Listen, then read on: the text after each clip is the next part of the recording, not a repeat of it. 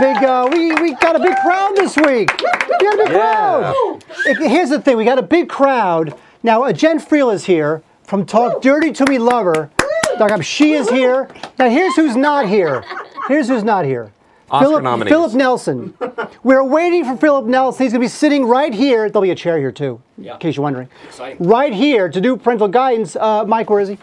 He's at an NBA event. He's here live streaming the NBA All-Star goings-ons. Ooh. So this is like live TV at its finest. People are going to walk in. He'll be late. This is very exciting. It'll be fantastic. Cool. So right. Plus, we weren't sure we were going to have a show. Wade wasn't sure he was going to make it on time. It's been that kind of day. By the way, Wade... So I'm embracing the live. I'm embracing the issues of live.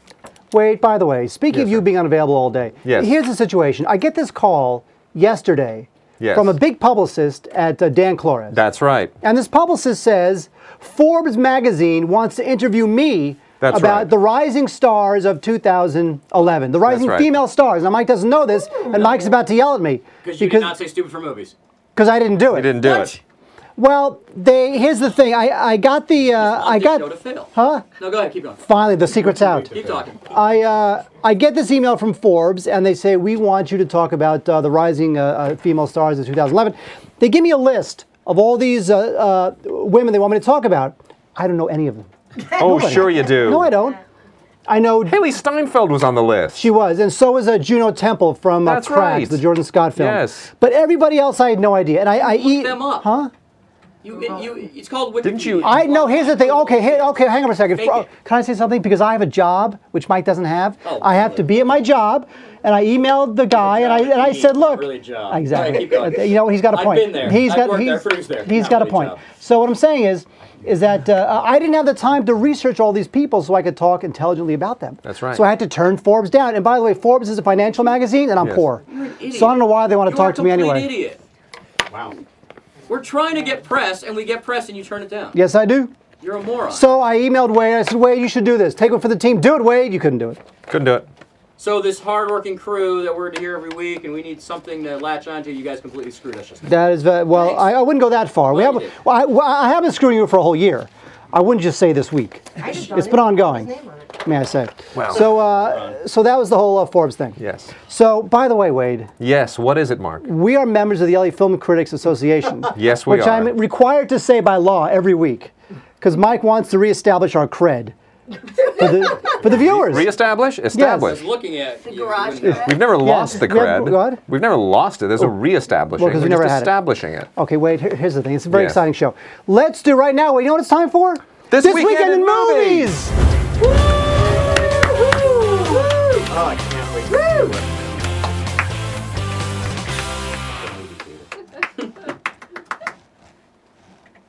We have no movies. We don't. We don't. Here's the deal. There are 3 big openers this week. The new Big Mama's House, the like father like son, that didn't screen for press. But no, here's the thing. Big Mama's House has been screening for like 4th-rate junket press. Yes. And by the way, 4th-rate junket press, thank God we don't get invited to that crap. Yeah. Right now, at this moment, on Rotten Tomatoes, Big Mama's House has a 0. That's right. So right now, we all want to know who is going to wind up giving that thing a good review and getting like 65 comments on Rotten Tomatoes. I think we know, don't we? I think we do know. Yes, we do. And we're not going to say this on the show. We're not going to say it. So Big Mama's House is opening, which we did not get invited to. Yeah, we didn't get invited to that. Because we're legit, and they know what legit critics are going to think about Big Mama's House. And then the Liam Neeson film, Unknown, which is basically some kind of rehash of Taken. We couldn't see that because we had other engagements. And then the only other one is I Am Number 4, which was just the most horrendous looking thing. Neither one of us could bring ourselves to get there. I don't think you could. It was at a weird hour. It was too early. I could not get there. So there we go. That's the show, everyone. Good night. There it is. So you turned down Forbes. Yes. And you didn't go see any movies. That is true. It. Greatest movie show ever. But here's what we have, though. We have Cutting the Cord. We got that.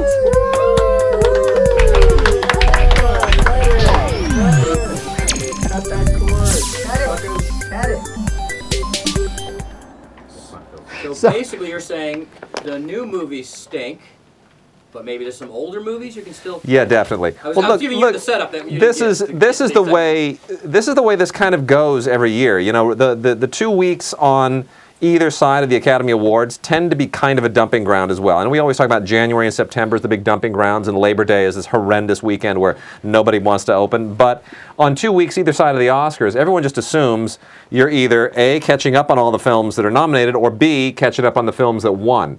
So everybody kind of evacuates that 1 month period right there, and that's where we are right now. And the good thing Yeah. is that because there's so many bad movies coming out right now, Horrible. you can actually watch all these amazing movies online. It's true. There's so many per-view and streaming services now, and more every day. So it's don't worry about, oh my gosh, I got to go get have them send me a Netflix DVD anymore. Everything is instant, so you can see a lot of stuff instantly and free as well, I might add. And the thing is that there's lots of places you can go Yeah. to decide what to watch, what to stream. Yes. But the place you want to go is right here. Cutting the Stupid for cord. movies. Cutting the cord. Cutting the cord. So here's what we're going to do. We have 4 different streaming services and 4 different movies to recommend. Yeah. So these are great examples of films that you can stream, watch at home, watch on your iPad, your Nintendo DS, your TV, whatever the hell you got, who knows? Yeah. iPad, something they'll invent next week I never heard Sure. of. You can just go ahead and download it. So here's what we got. The first one is from Netflix. I love my Netflix streaming. Can I say this? Now Mike's about to say, because he says this every time, he says, you hated Netflix streaming because you said that all they got was crap films. And you know what? That was true at the time. But now they got amazing films on Netflix, including Midnight Run. Now that is my pick this week from Netflix streaming, Midnight Run from 1988.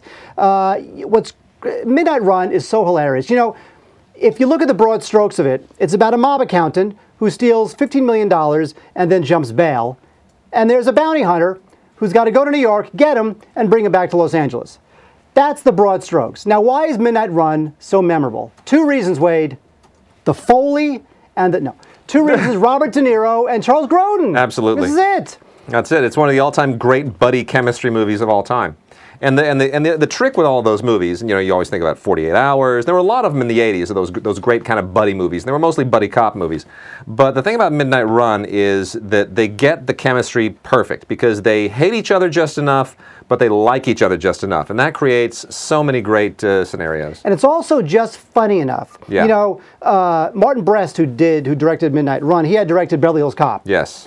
And Beverly Hills Cop was a little bit more out there in terms of funny Where because has he gone? it was a showcase for he did Meet Joe Black, and then he did Gigli, and then he kind of fell off the world. He's made like 2 movies in the last 12 years. Well, when your last movie is a Gigli, then you deserve to basically be excommunicated. Okay. So what I'm saying is that he did Beverly Hills Cop. Yeah. Then he does Midnight Run, and De Niro. Now De Niro does comedy that's more like the Analyze This, Meet the Parents, where he's really kind of out there. Rocky and Bullwinkle. Rocky and Bullwinkle. He's really out there, but here he really kind of plays it serious, but yet with sort of an undertone of humor and satire, and it's great, and it's very funny, and it's got a great Danny Elfman score. It's also probably the best thing that Grodin has ever done.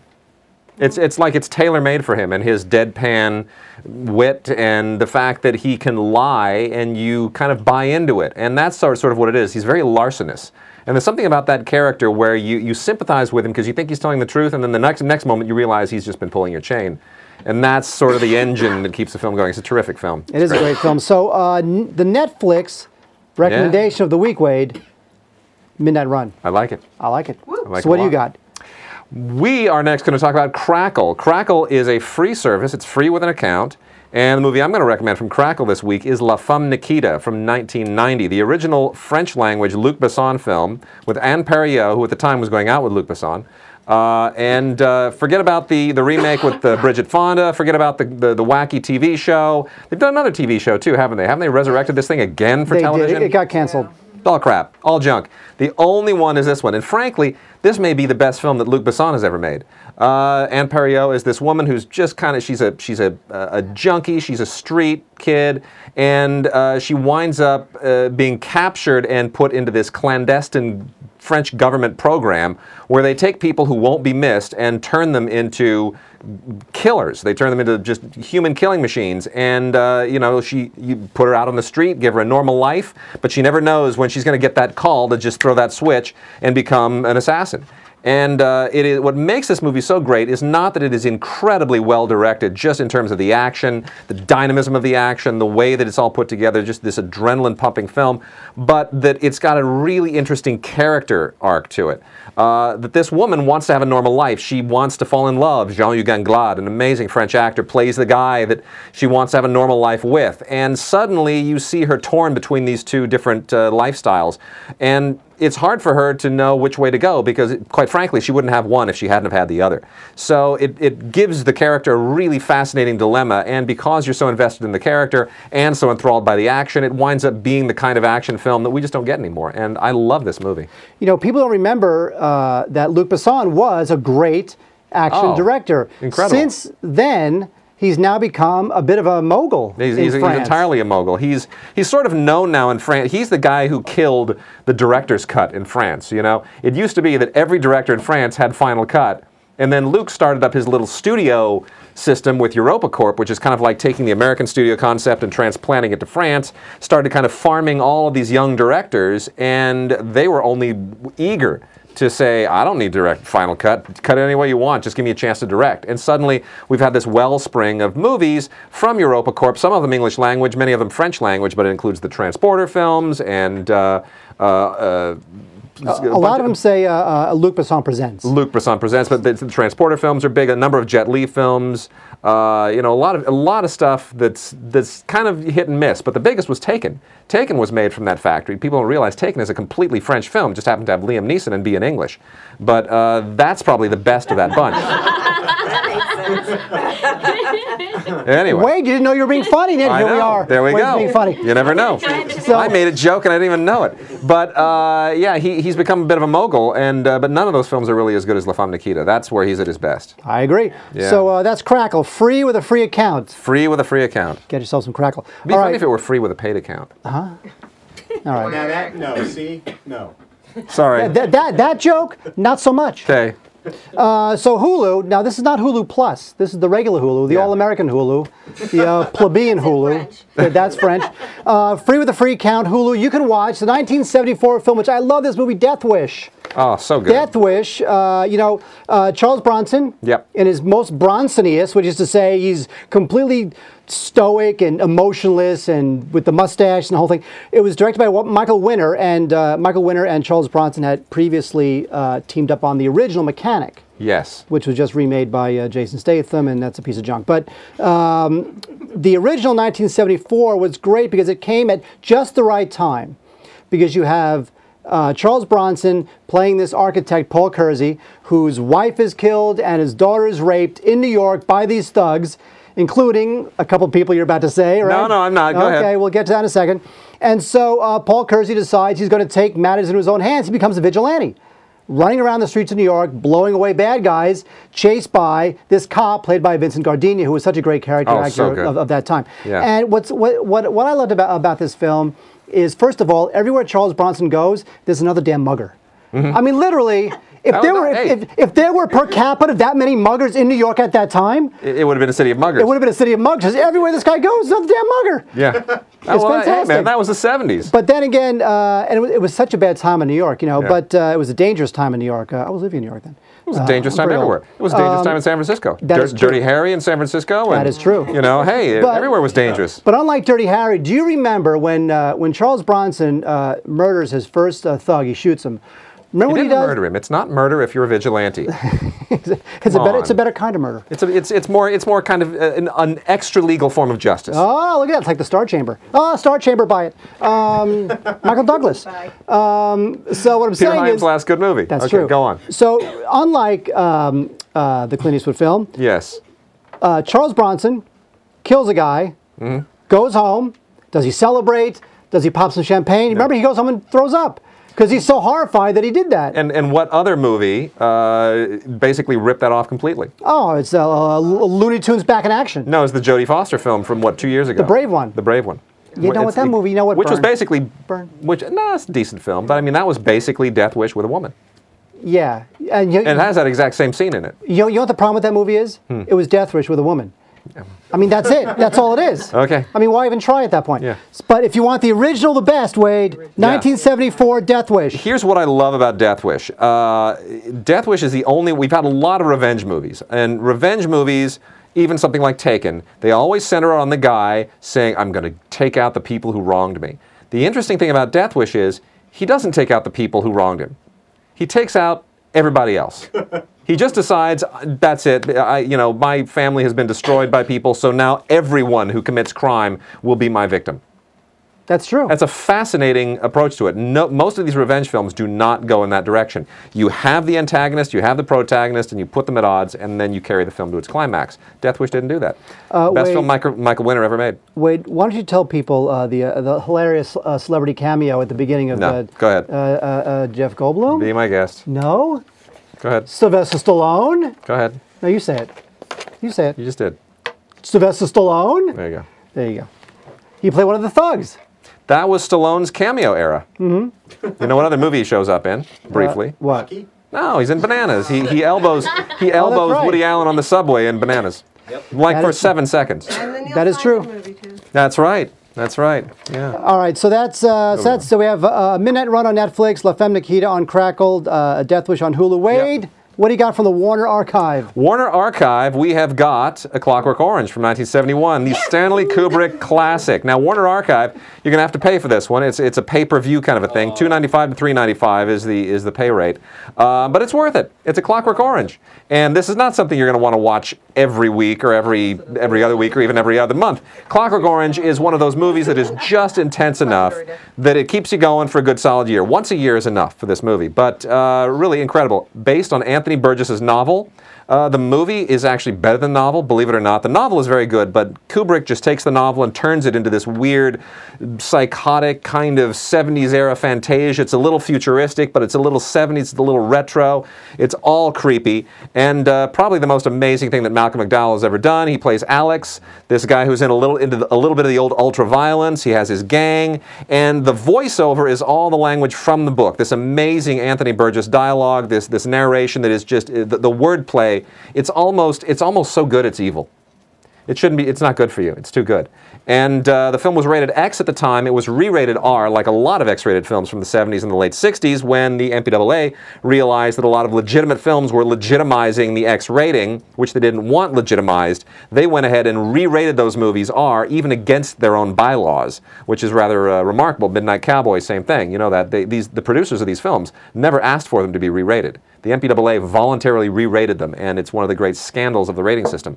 But A Clockwork Orange, absolutely amazing. As everybody knows the arc of the film, he, of course, is cured of his violence, and that precipitates an entirely different kind of moral dilemma. An amazing story, brilliantly directed, one of Stanley Kubrick's best. Oh, of course. I mean, every Kubrick movie is one of Kubrick's best. I know, it's just true. Great. He's fantastic.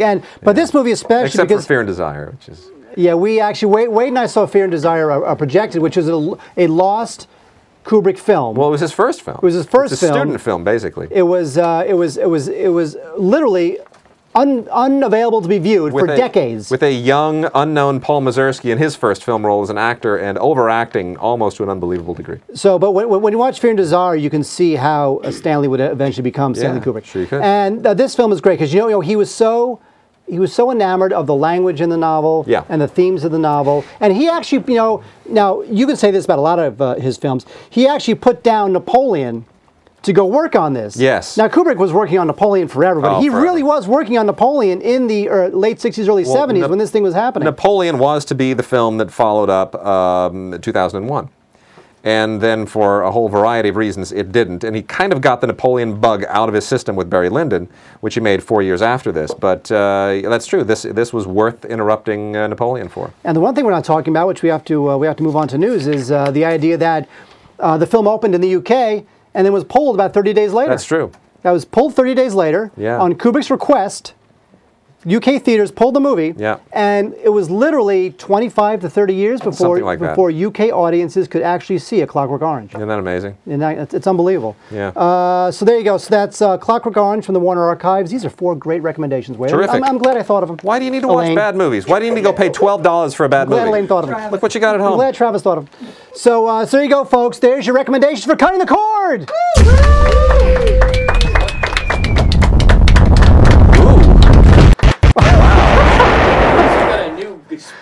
I would like to say something. That was, you know what? That's like cutting the umbilical cord. It was like all kinds of blood and Wow. Earth are you talking I don't know. What the hell was that? I don't know. Where'd that come from? I don't know. Gave a little ending. Really? All right, so there was cutting the cord. All right, Mike, we're trying to do a show here. Okay, so we've done cutting the cord. Jen Friel is here from TalkDirtyToMeLover.com. Woo! Nerdy. Okay, TalkDirtyToMeLover.com. We also have Phil. Now, where's Philip Nelson? Talk nerdy. Still not here. Nerdy. Still not here. Where's Philip Nelson? Still on the road. He tweeted. He's on the way. He Foursquare. He's on the way. No, he tweeted. He tweeted. Still down in the If he Foursquares, we know he's close. Okay. If he tweeted, he's on his way. Okay. You know how this works? Like on late night talk shows, they keep going with the monologue or the guest or something. We're not doing that. What we're going to do is we're going to go to the news with Chad Vader.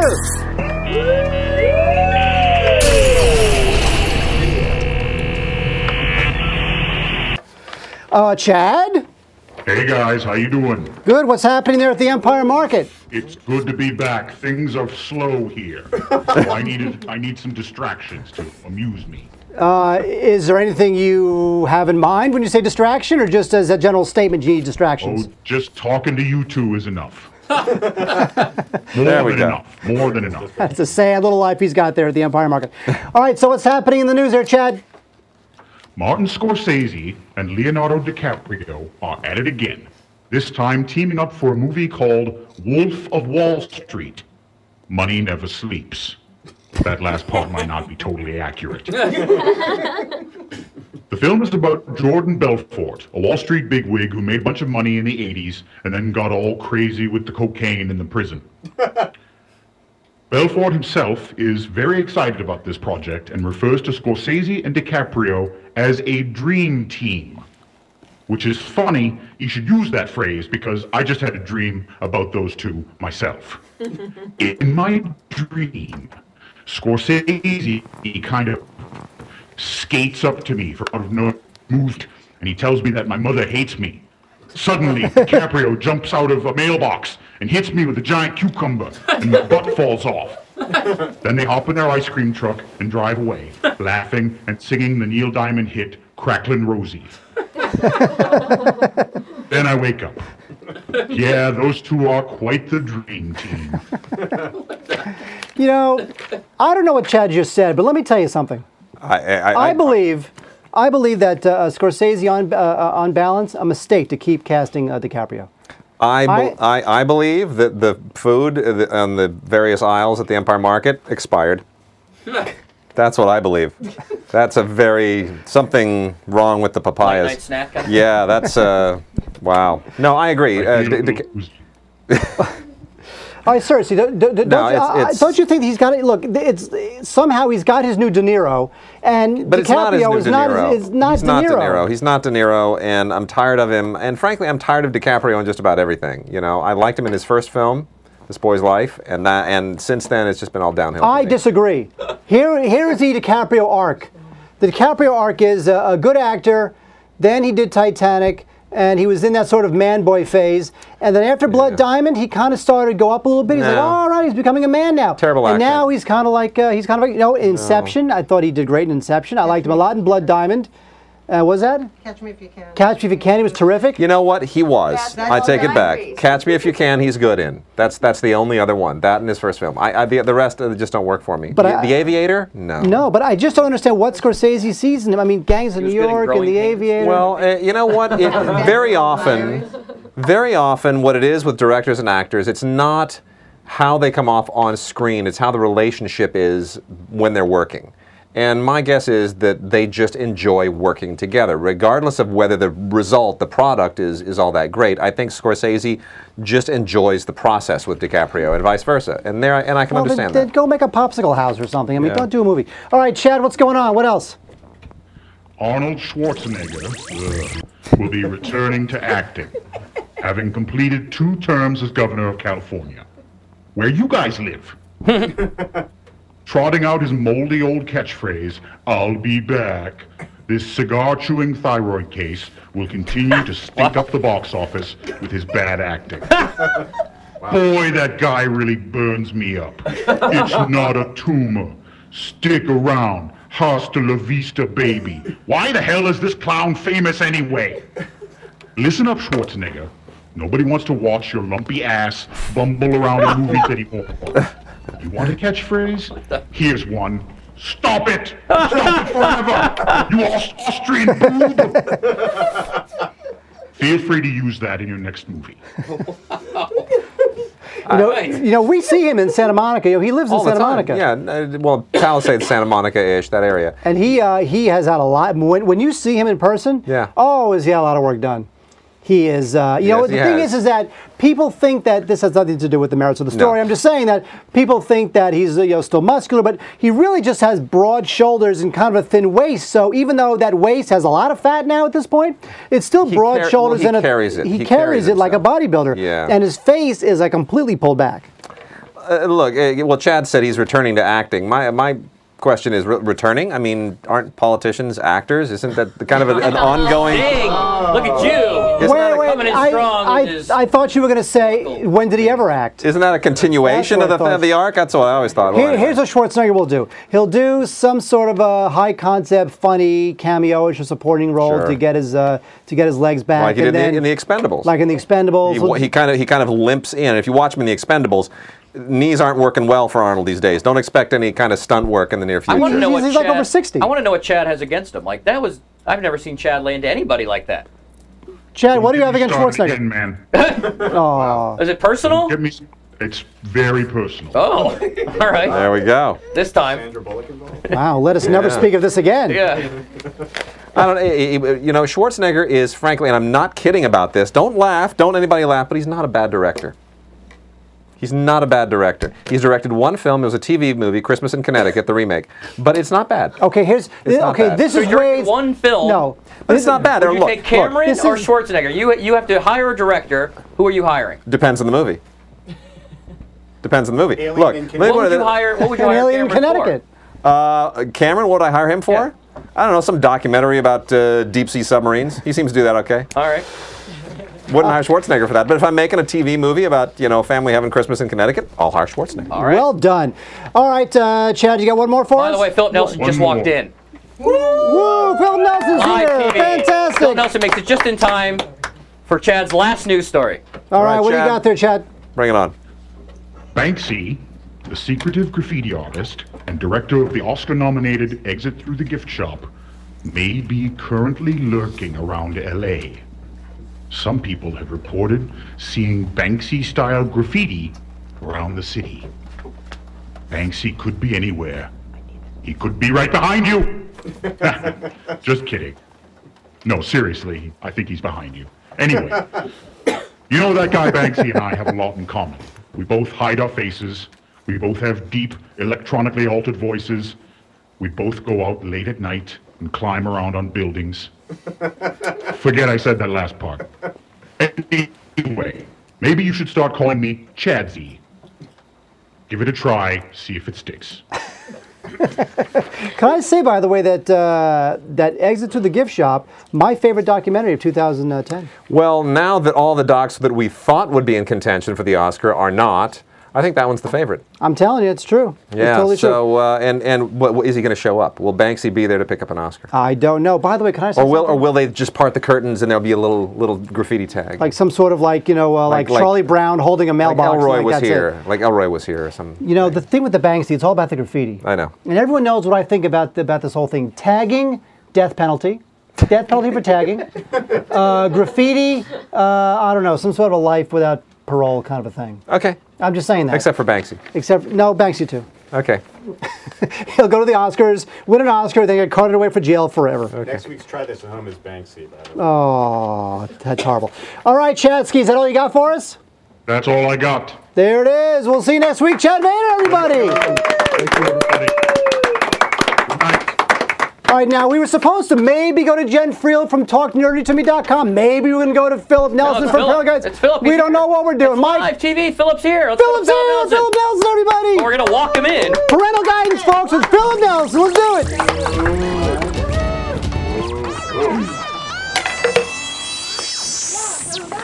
Philip Nelson, everybody. Let's give him a hand. There it is.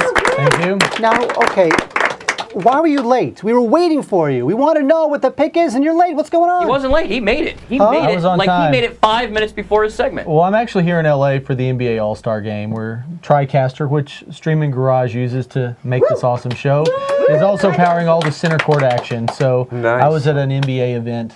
So, Hanging with Kobe. Actually, no, it was Bill Walton and Oh, I'm sorry. and David Stern. So it was Oh, pretty cool. It was wow. a good crowd. Dikembe Mutombo was pretty sweet. Oh, really? Did Walton talk your ear off? No, he's a nice guy though. Really? Yeah. Seriously? Are you not a fan? Nah, I like Bill Walton. He's okay. He just talks a lot. No, I'm a fan. Talks a lot. So. So Yeah. now, did you get to go on the court and get autographs? I don't get autographs. I'm working. You know. There you go. You know how it is. You can't go to a red carpet and say, "Hey, can I have your autograph?" No, here's what happened. I You worked get on a banned show. from the red carpet. I worked on a show years ago where I produced an interview with Shaquille O'Neal. We went down to the Staples, whatever, and did it. And I got Shaq to autograph a basketball for me. And then, because this was before the interview, I went back to this room where all of our gear was, closed the door and locked it. And when I went back, it was gone. Oh man, that's sad.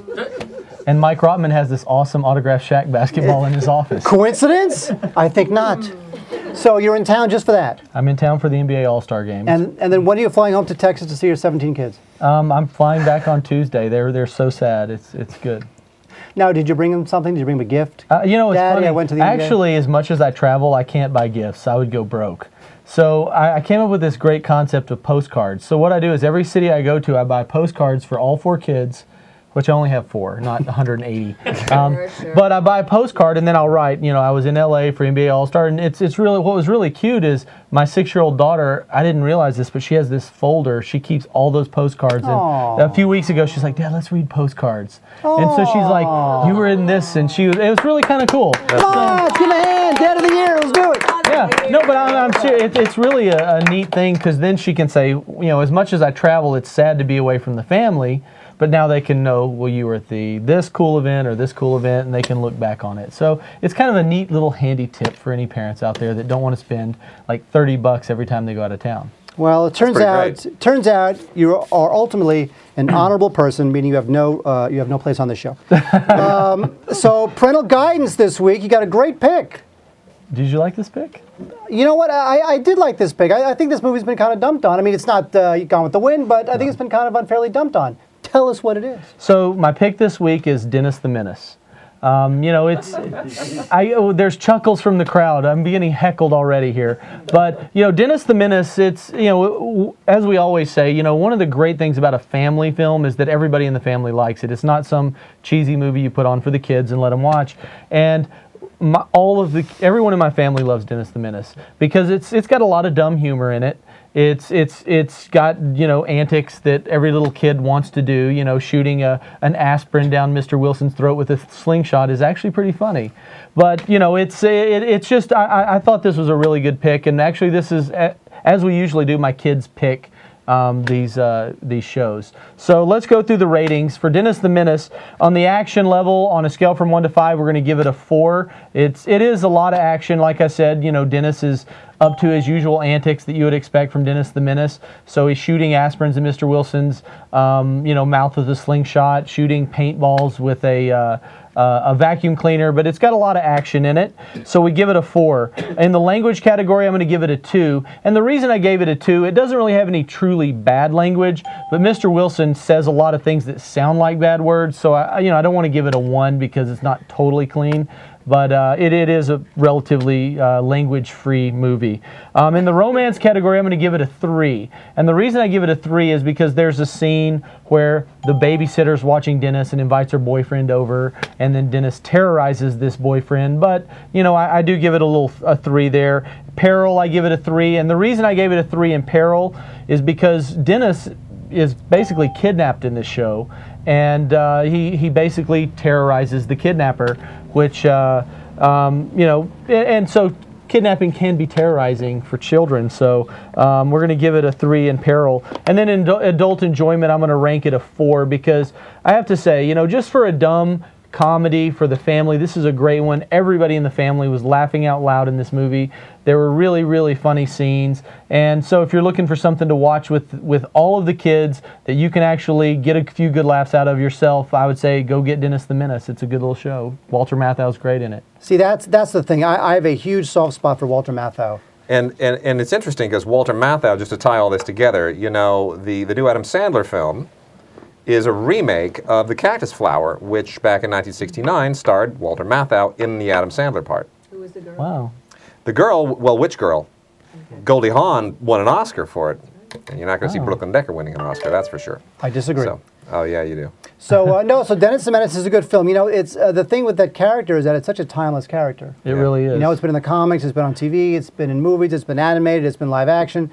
And I'm surprised that they didn't really turn that into a franchise. Like, really turn that into a franchise. I mean, Walter Matthau's not around anymore. It was much more worthy of a franchise than Home Alone. You know? That's true. You That's hit true. Home Alone 3 and it's like the train wreck has happened, you know? And wasn't there a Home Alone movie that didn't even have Macaulay Culkin in it? There was actually. It was like another kid The or something? substitute kid. Wasn't Mom. Well, but the dreadful. thing too is that when it's something like Dennis the Menace, for some kids there might be a stigma against it because it's something that their parents liked, whereas Home Alone was something totally fresh, out of the box, had big money behind it, big studio marketing behind it. So I think there was a little bit of a difference there, but I think Dennis the Menace is a nice little film.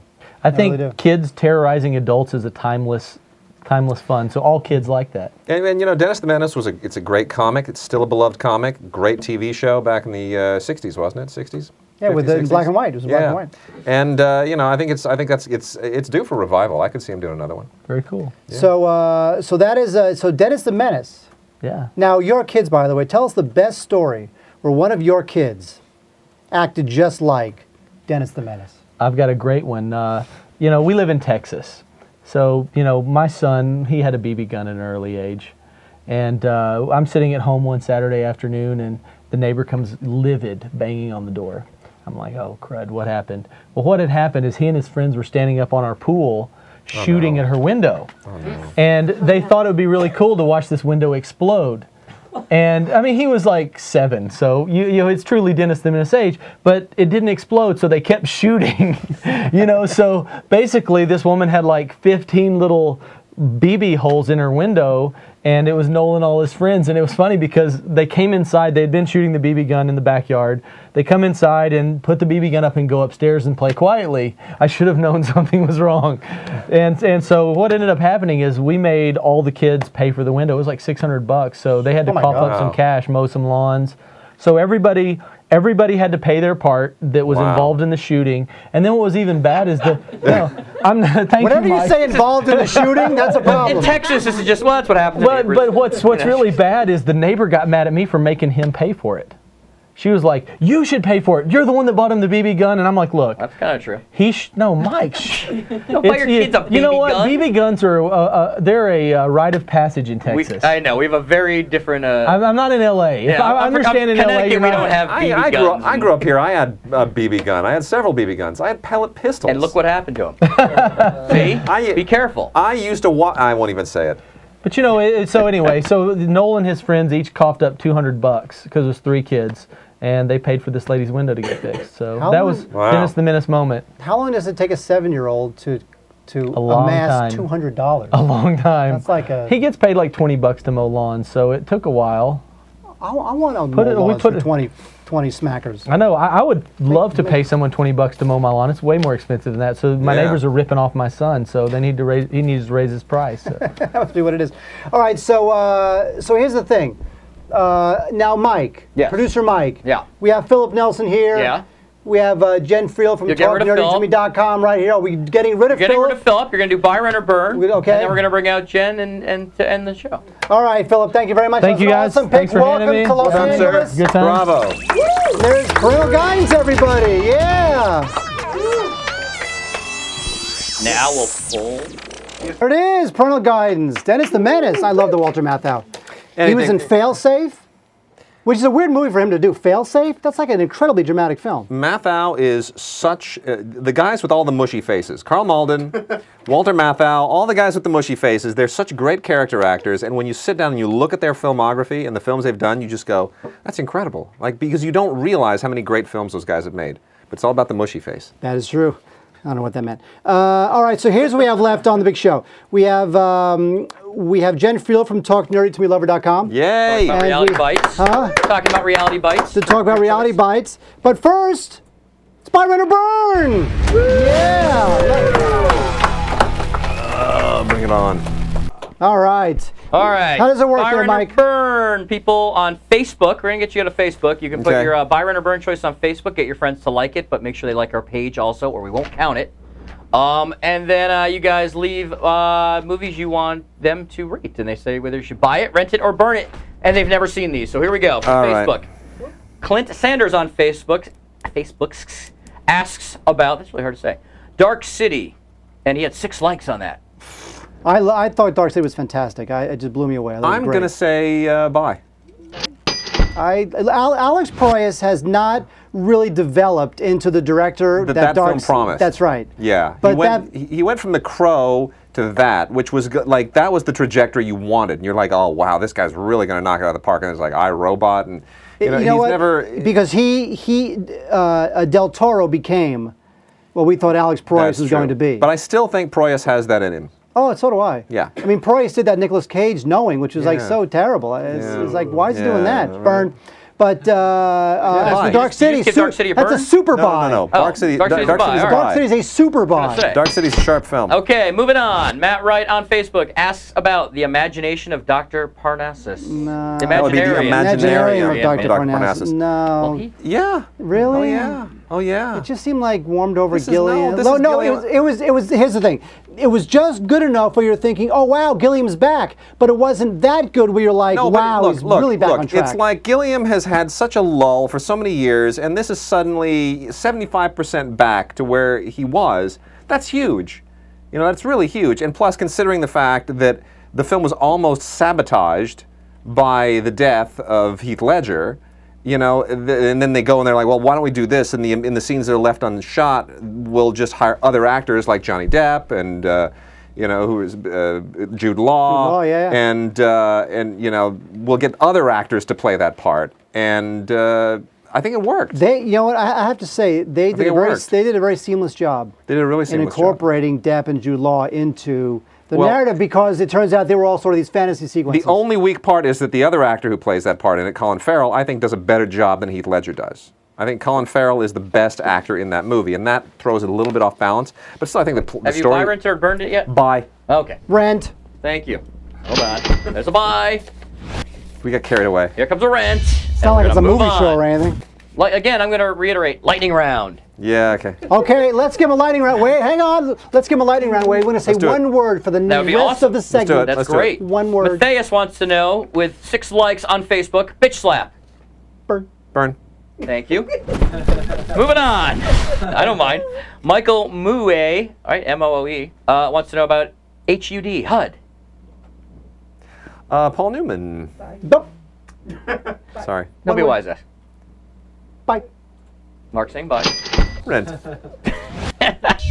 But give me some energy. Oh, okay. I feel like we need some equilibrium. Yeah. You Yeah. need some, Okay. Haven't you watched like The haven't you equilibrium of watched Kramer on Dr. Parnassus? MSNBC? That's come on. The equilibrium You of gotta Dr. have energy. Parnassus. No, HUD. Okay, HUD's a good film. I just don't think it dates very well, but I'd say Rent that one. Okay. I already said. Martin Ritt. All Martin right. Ritt, a good director, Excellent. but That's better true. films. Clint Sanders on Facebook asks about Naked Lunch. David Cronenberg. That's You know, Cronenberg has sort of lost it too a little bit. You know what? Although, if anyone's going to direct that adaptation of that book, It's so gonna be- it's so Cronenbergy and Burroughsy, and yet it's not quite there. It's not quite there for either of them. I'm I'd gonna say Rent. Rent. Dual Rent. all right. We're going now to Chevelle Dion Dixon asks about The Right Stuff. Oh, buy. Why are we even here? So buy. You're asking. Like buy it, emboss it like a bronze baby shoe, and put it on your mantle, and Don't play the same one twice. You play one, then you give it to charity and buy another one. That we are constantly making sure that Warner Brothers makes money off this thing. And if you're ever at a public event where the cast of The Right Stuff is talking and Ed Harris is down there, honor Mark and run down the aisle and just clock him and see if you can run out of the place. What? Is there a story? I had this dream. Lightning story. We saw a special screening of The Right Stuff with Ed Harris, Caleb Deschanel, the DP, and a bunch of other people. And I just Kaufman was there, wasn't he? Kaufman was there. Yeah. Philip Kaufman is basically a recluse. I mean, the guy never makes movies anymore. So good. And okay, this story will mean nothing, but here it is anyway. We're already halfway home. So we're sitting in the theater watching these guys talk, and the movie's a masterpiece. Watching these guys talk, and I just look at Wade and I go, how long? If I were to run down the aisle and just clock Ed Harris in the face, how long do you think it would take before I got tackled by security? I think maybe I got about 5 to 7 seconds. You got about 5 seconds of surprise, and then 2 seconds for the security people to mobilize themselves. You know what? I got about 10 to 12 seconds. That was it. That's the story. That's the story. And for some reason, Wade always brings that up whenever we talk about The Right Stuff, but you asked for it. One more Byron and Bird from Facebook, and a couple more from the chat room. Marco Worth on Facebook. Again, facebook.com/stupidformovies. Make sure you like us. All of you listening to audio podcasts who don't join us in the live chat room, make sure you're on our Facebook page. Asked about Wargames. Oh, I love Wargames. Come on, it's one of the seminal films of my youth. I like Wargames, one of the 2 John Badham films from that summer, the other being Blue Thunder. And I prefer Blue Thunder, frankly. I like Blue Thunder more. Because you're an idiot. Yeah. Because you probably had the helicopter, the little helicopter model. You had the helicopter model. Wargames is fine, but it's sort of like Doctor Strangelove for teenagers. Well, what's wrong with that? Teenagers need a Doctor Strangelove too. I guess it's fine. Rent. Buy it! Come on, it's Wargames. Want to play a game? Yes. Come on, you got the tic-tac-toe. 2 more from the chat room and we're out of here. Got the and we're going to Jen. LSD. We're done with Byron and Byrne. 2 more. Ready? Lady Diode from the chat room asked about Lady Diode.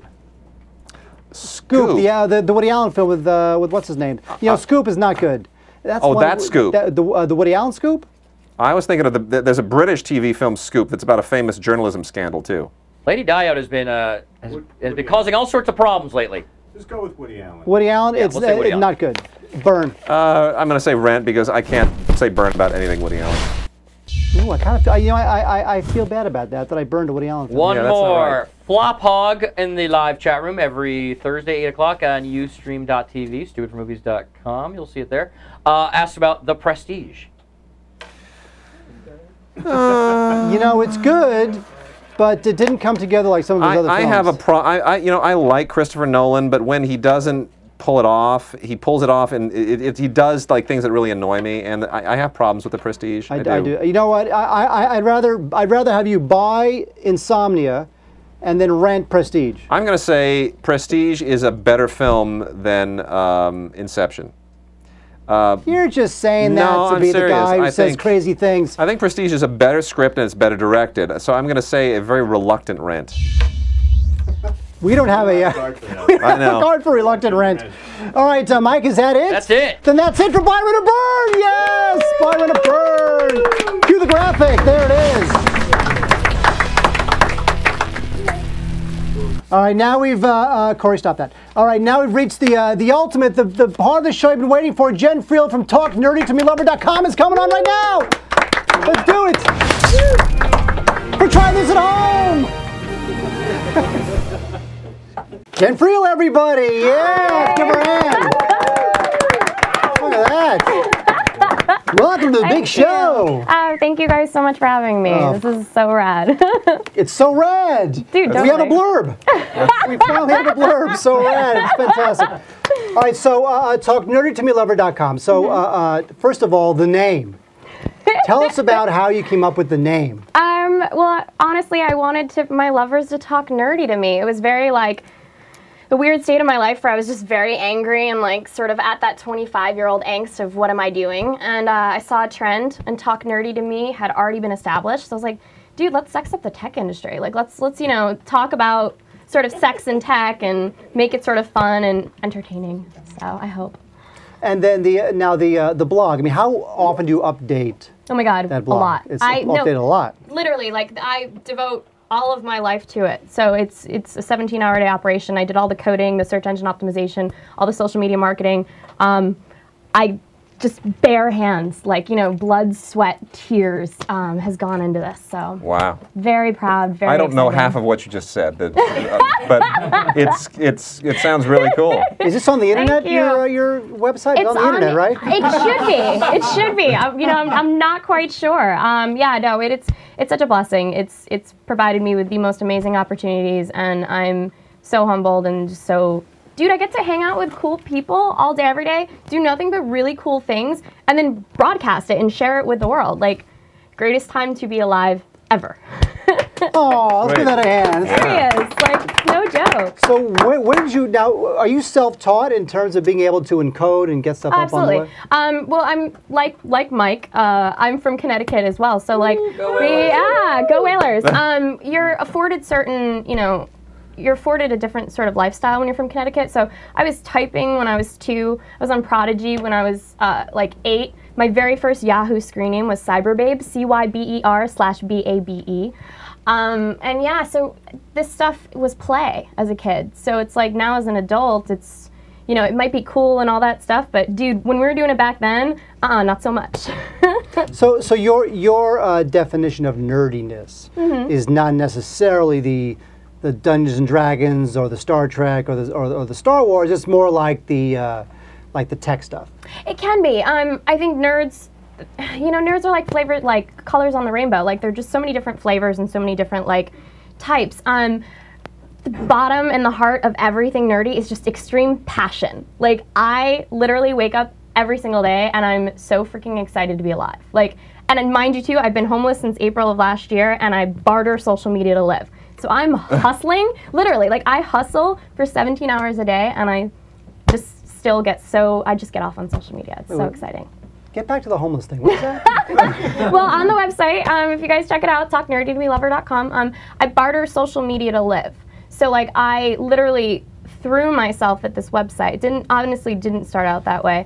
I sort of threw myself at the world, and instead of calling myself a social media expert, I was like, you know what, let me just actually use this stuff and sort of make it fun. And yeah, I just kept getting sponsors. So people just kept giving me stuff, and they're like, hey, you know, come stay at this hotel, come over here. Ford gave me a car, thank you Ford, the Fiesta movement, I was part of Team LA. And yeah, I've just had, literally, I've jumped from planes. I got in front of the CEO of AOL, they're turning it into a pilot. I mean, it's amazing, amazing. I'm just, yeah, oh yeah, and next week, I have 2 great adventures coming up. I will be live streaming from the Oscars, and I will also Saturday night be at the Playboy Mansion. So those are going to be pretty epic live streams, and not bad for a chick that's homeless.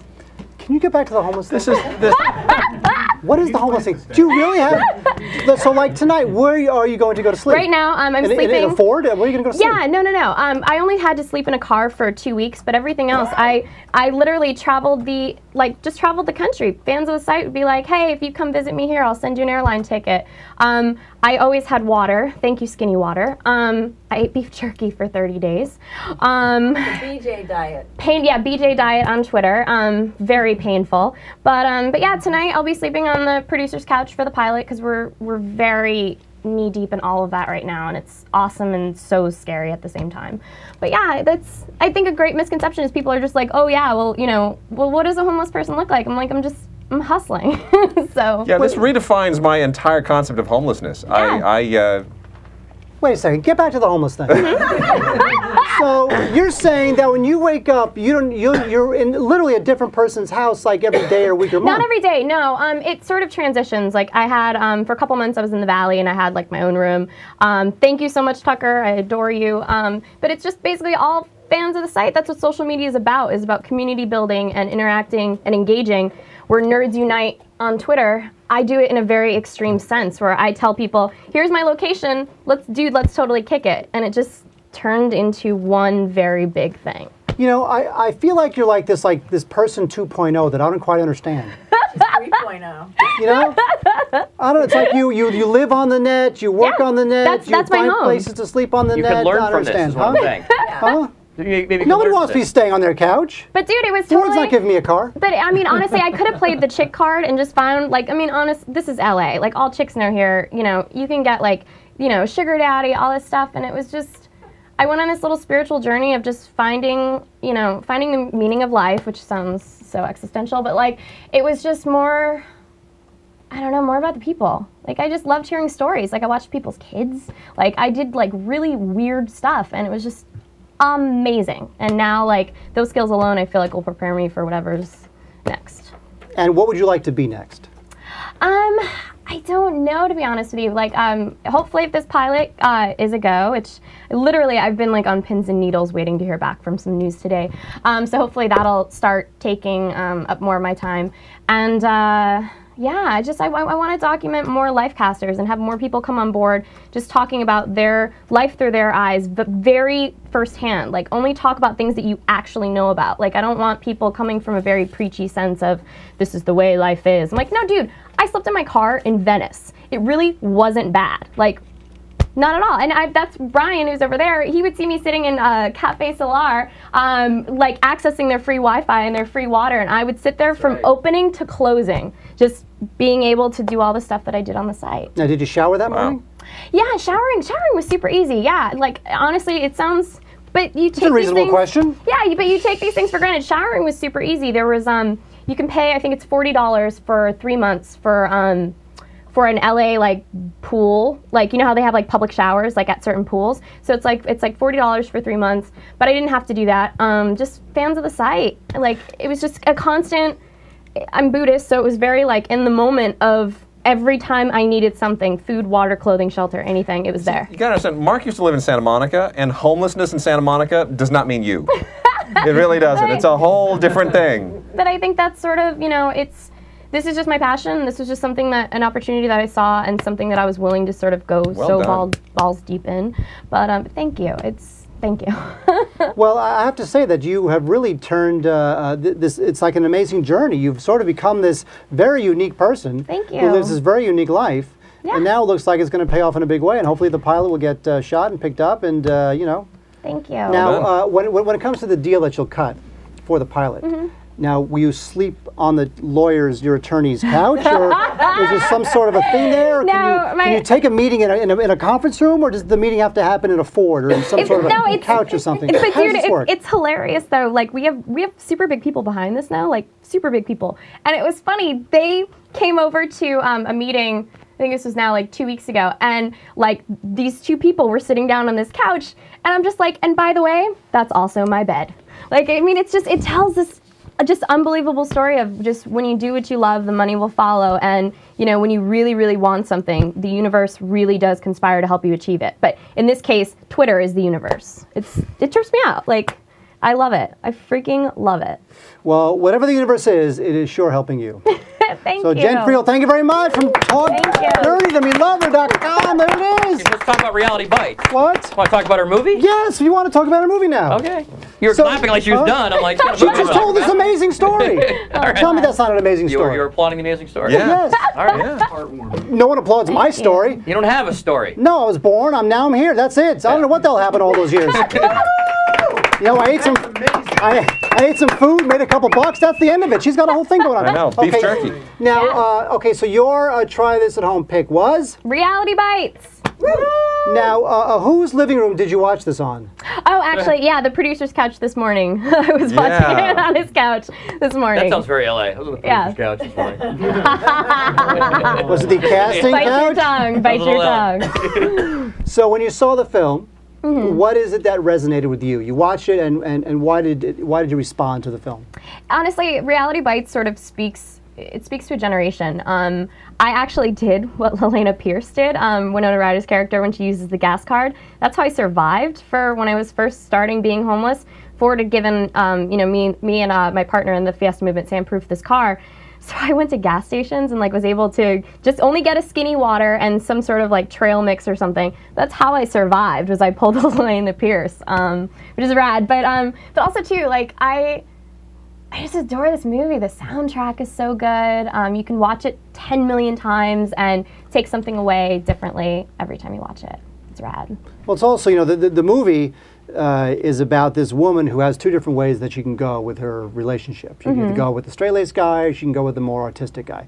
And now, is that something that resonated with you in terms of the type of person that you like? I would assume that you were probably rooting for her to go with the more, you know, not go with the you know, the corporate guy, the straight-laced guy. And it's actually even funny that you mentioned that, because I'm like, I don't even view that movie as about her necessarily, and even about that dynamic. Like, for me, it's more just about the friends and the characters and their relationship. It's that bond. Like, they're all just, the casting on that was so brilliant. And actually, Mike was at this party when we were in Vegas.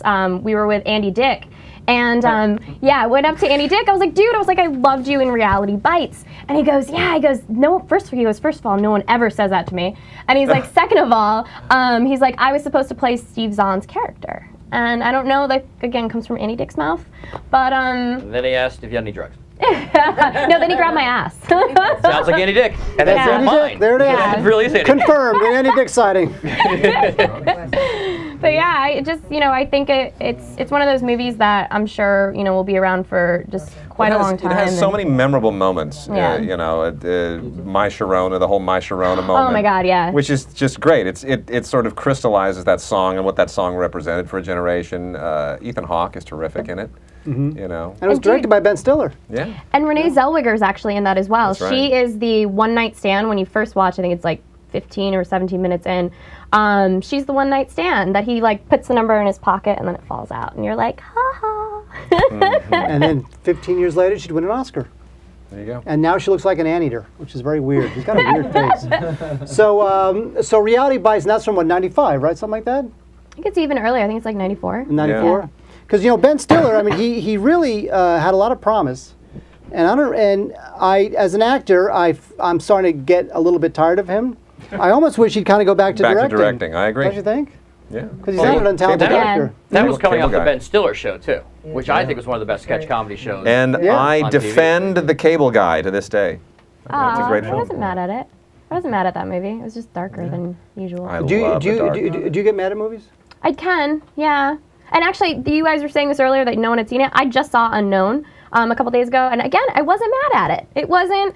I didn't know what I was walking into. Not to go off tangent. I didn't know what I was walking into at all. It was just, hey, free movie. But yeah, the suspense was really good. My heart was very much pounding. So did you fall asleep in the theater the night before and wake up and Unknown was playing? Because I'm trying to figure out where you may have slept that night. I don't really know. That night again in Hollywood. I've been in Hollywood since January. But yeah, no, just friends, people from the site. Everyone just sends me stuff. They're like, here, go have an adventure. Poof. So I didn't pay for that movie, and I don't pay for movies. Neither do we. Yeah, but I don't mean to that sounds in a weird way, but it's just no, that's the best part about living in Los Angeles is there's so many screenings and stuff that you can go to, but it's when you put them all together, it's wow, I haven't paid for a movie, and wow, it's kind of cool. Well, you have really mastered the art of living for free. that's thank great. you. Thank you. So before, you have obviously great taste in movies. Thanks. You have a great, unique taste in career, I have to say. And whatever you're doing, you're doing right. And God bless your heart. are we going Thank to you. talk about we were going to possibly team up together? You can announce what we kind of want to do, right? We want to do some movie screening stuff. So basically, again, we do a lot of gnarly stuff on Talk Nerdy to Me Lover. But one of the big things that we're going to have coming up this year are a lot more movie screenings and stuff like that. So it's great for the people that live in Los Angeles and totally sucky for the rest of the world. So now, I know, right? So now every week on Talk Nerdy to Me Lover, we will embed your feed, like I was frantically doing before the show started. We will embed your feed on the site to sort of allow, my little community into yours and vice versa, and make nerdy sweet love. And that just needs to happen. And then we may do some screenings together, right? Oh, dude, Mark and Wade with absolutely. screenings, and we'll see how that happens around LA and around the world. On the Well, look, if we can take advantage of everything that your site, all the people who love your site, all the people who follow you, if we can tap into a little bit of that, we will be we'll be a lot better off. Thank you, and vice versa. But I think this is the best part about it is that, again, if you're here, and you're a nerd in LA, come to these screenings. And if you're not, dude, totally watch what you guys are doing. I'm like, win-win. Amazing. Win-win. By the way, very good film at Sundance this year was called Win-Win. Bet you'd know that. There it is. Oh. Yes, it is. Win-win. All right, so Jen Friel, thank you very much. By the way, the name of the website is, one more time. TalkNerdyToMeLover.com. There it is. Jen Friel, everybody, let's give her a hand. Thank you guys so much. This is great. Anything else, Mike? What do we got? Stay tuned. Tune in. Our next big thing is we're actually going to tape it live right now, but we'll also put it up on Roku, TiVo, YouTube, Flip. We're going to do Oscar special, Oscar prediction, but not only Oscar prediction, we're here to help you guys win your Oscar pool. So it's how to win your Oscar pool and make some money, and we're also going to have our own Oscar pool for Stupid for Movies. Go to our Facebook.com page, Stupid for Movies, and there will be an Oscar pool tab you can hit and join our Oscar pool. And we'll talk more about that at our Oscar special, which you'll tune into after you've just listened or watched this. That is true. So thank you, Philip Nelson. Thank you, Jen Friel. Thank you, crew. Thank you. And stick around for the Oscar show, folks. Good night. Woo.